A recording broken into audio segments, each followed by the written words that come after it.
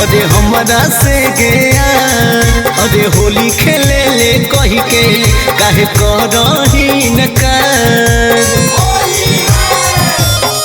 जब करही सोना प्यार अरे हमरा से गया अरे होली खेले ले कही के काहे करही न कर बहाना बाजी अपना चलतोगे अब की होलिया में चोली के भीतर रंगबा आके लभरबा रंगतोगे अब की होलिया में चोली के भीतर रंगबा आके लभरबा रंगतोगे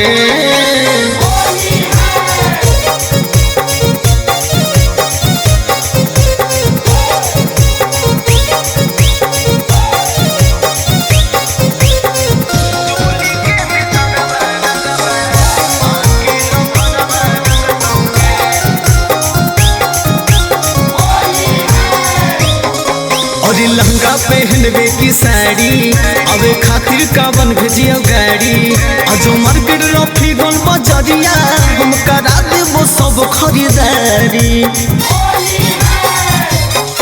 अरे लहंगा पहनबे की साड़ी अबे खातिर कावन भेजियो गाड़ी अजो मार्केट रफी गन बजरिया हम करा देबो सब खरीदारी हमरा इतना कोई न मनतोगे अब की होलिया में चोली के भीतर रंगबा आके लभरबा डलतोगे अब की होलिया में चोली के भीतर रंगबा आके लभरबा डलतोगे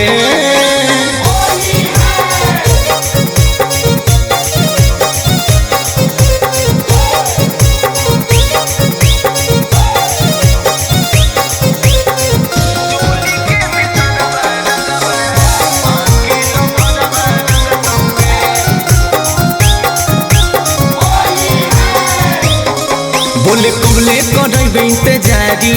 रंगबा बे तू आजोग प्यारी काहे करबे जे तू धोखादारी सुन खत्म हो जइतो गयारी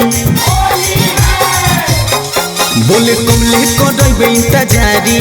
रंगबा बे तू आजोग प्यारी काहे करबे जे तू धोखादारी न तो खत्म हो जइतो गयारी उदय सरवन के जिया जरतोगे अब की होलिया में चोली के भीतर रंगबा आके लभरबा डलतोगे